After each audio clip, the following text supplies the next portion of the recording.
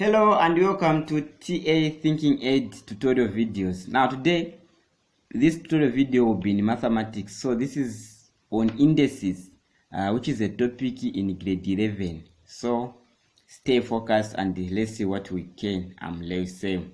Okay, what are indices? So this is the first thing you guys we have to talk about. We have to know what are indices because this is a very important topic. Once we understand this, then we are well and good. So let's introduce what indices is.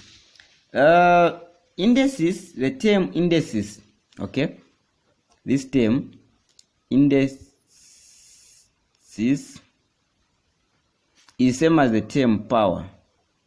So what does that mean? It means how many times can a particular number be raised to. Let's say, for instance, if you have a number, let's say 8, we can reduce 8 in form of 2 times 2 times 2, which is still the same. But instead of us writing 8 in form of 2 times 2 times 2, we can shorten this as 8, and then we count to, as 2, and then we count to how many times have we multiplied the same 2 to give us 8. So realize that we have multiplied the same 2 3 times. So instead of writing 8, we could shorten it as 2 to power 3. Now, writing a number in such a form is what we call an index form. Okay, so there are two things you have to know when talking about indices.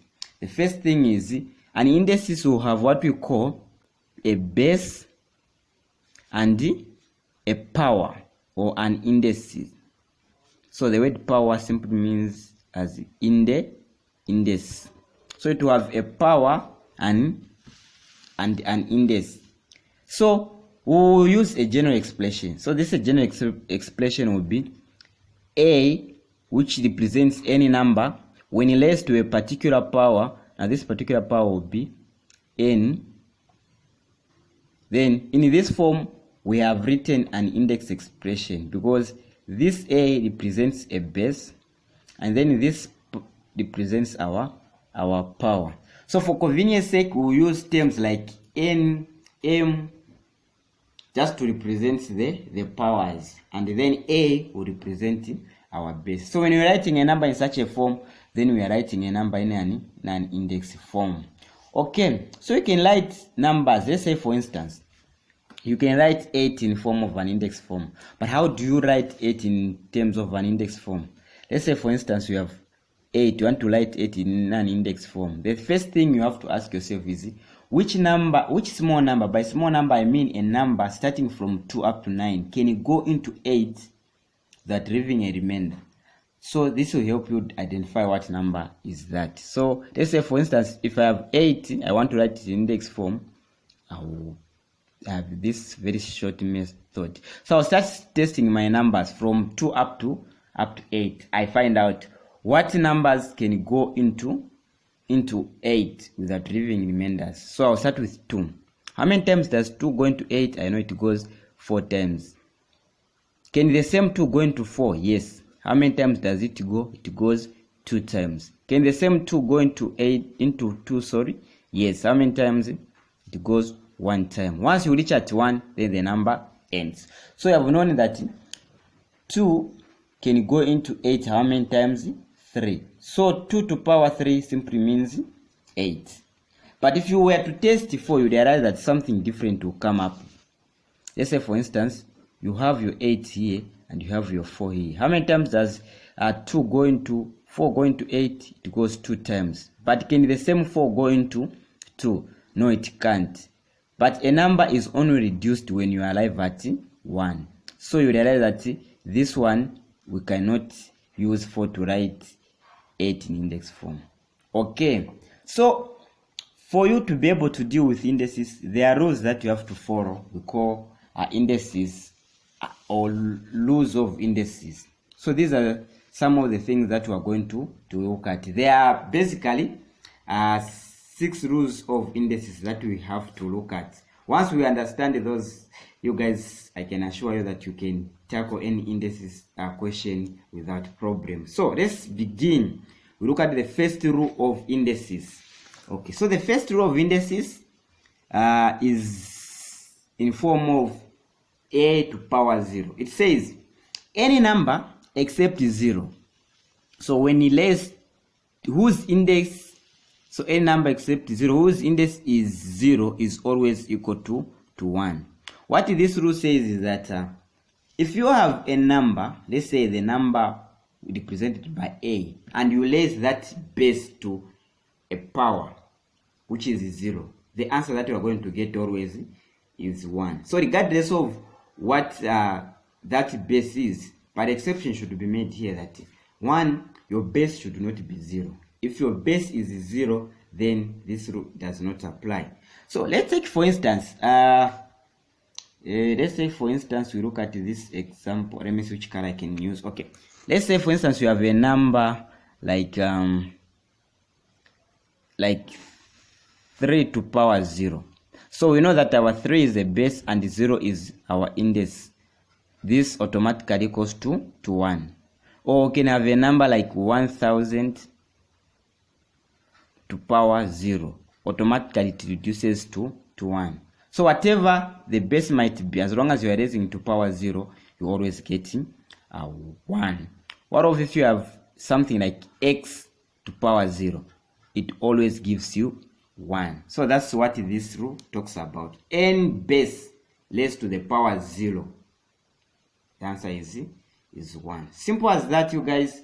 Let's look at the second rule of indices. Now the second rule of indices says when a base is raised to a negative power, then this is how you write the expression. So we have our base as a raised to power negative n. This n, you guys, represents any power you can put. It can be 2, 3, 10, whatever. So if you have a base and you raise this to a power which is negative, this is what it changes. You simply write 1 over, then you write a positive expression of this index. So in this case, this 1 over represents a negative, then you write your positive index. Let's take for instance we have this expression. Okay, we'll start with this one. So number 1, we'll start with 2 to power negative 1. What does this mean? 2 to power negative 1 is same as, remember we have a negative power, so you always say 1 over, then 2 to power 1. What is 2 to power 1? 2 to power 1 is same as 2, so 1 over 2. That's how you write this expression. Or let's say for instance we can have another example as example 2. So example 2 would be 3 to power negative 2. So this one will be equal to, if we follow this expression where we have a negative power, so we know automatically it will be 1 over, then we have our 3 which is our base and our 2 which is our power.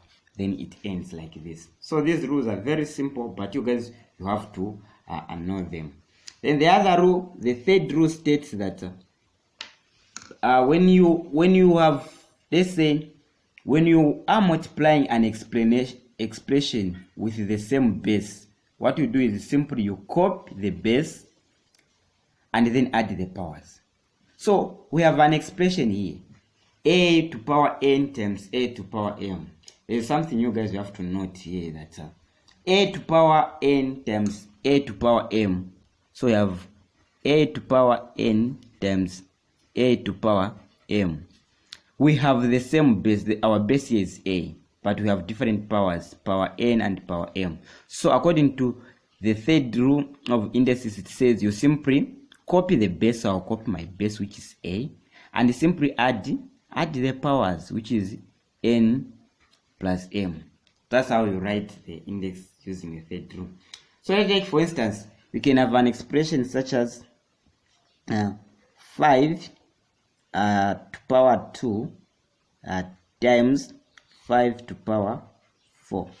So here what is important is for you to identify which one is your base. Our base in this case is 5.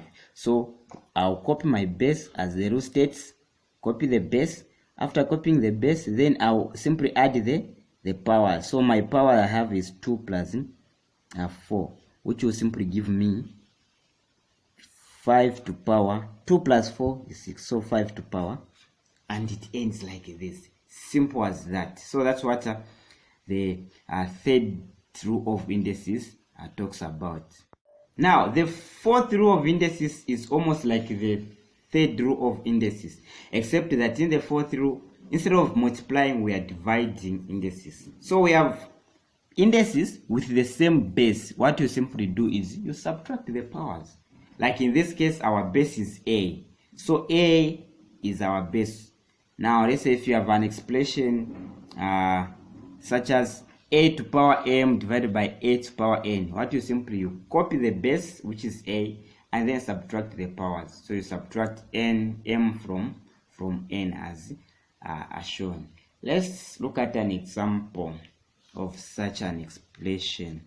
So let's say, for instance, if our base, if you have a number like this one, okay, so you have 9 to power y to power 9, and you are dividing it to y to power, let's say, power 5. What you do is you simply get the fourth row of indices. Our fourth row of indices says if you have a to power m is divided by a to power n, what you do is simply copy the index, which is the base, which is a, and then subtract the powers. So in this case, we have y to power 9 divided by y to power 5. So what do you do here? Simple. You just copy your base and then you subtract the powers. And you guys, what is 9 minus 5? We know that this is equal to 4. Y to power 4. It ends like this. Very simple. So that's our fourth rule of indices. We go to the fifth rule of indices. Now this one is the simplest.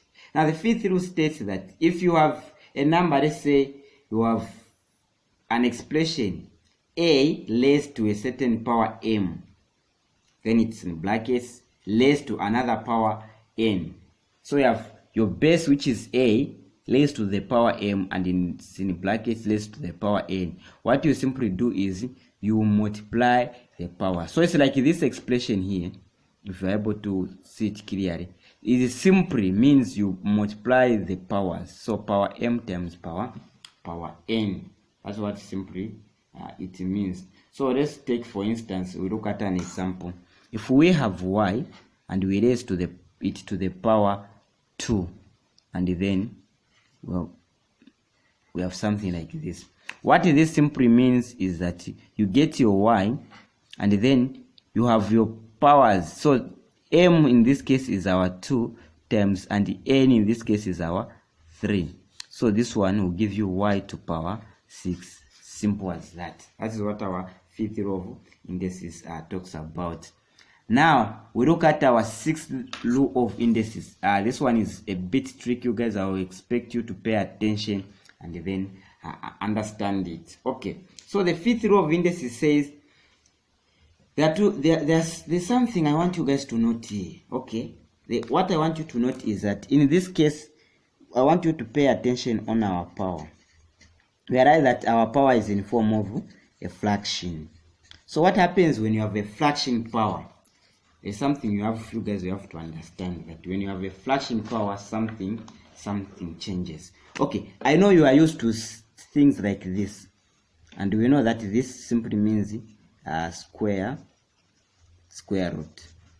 If you have something like this and then you have a 3 here, this simply means a cube root. If you have something like this and you have a 4, this one means a fourth. So this one means a fourth root. So a square root means what number can you multiply it 2 times to give you that particular base. Or a cube root simply means what number can you multiply itself 3 times and then it gives you that number. Or a fourth root simply multiply a particular number 4 times and it gives you such. So what is the short way of writing a square root? A square root is simply a to power half. So if you have an expression such as a to power half, what this simply means is you are simply looking for the square root of a. Okay, What of a cube root of a? So a cube root of a is simply a to power 1 over 3.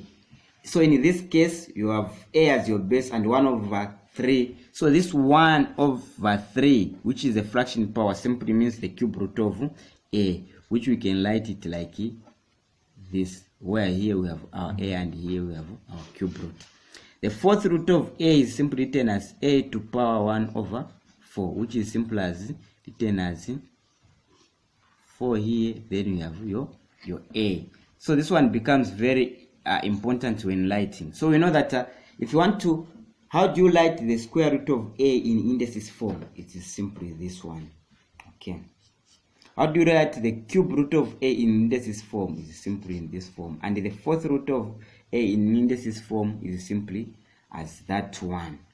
Okay, so let's see how we can manipulate or expand this rule, which is the 6th rule of indices. Okay, so let's say for instance we have we're given a question, so I'm looking at the 6th rule of indices. The 6th rule. Now you guys, let me not cover the 6th rule so that you'll be able to see it.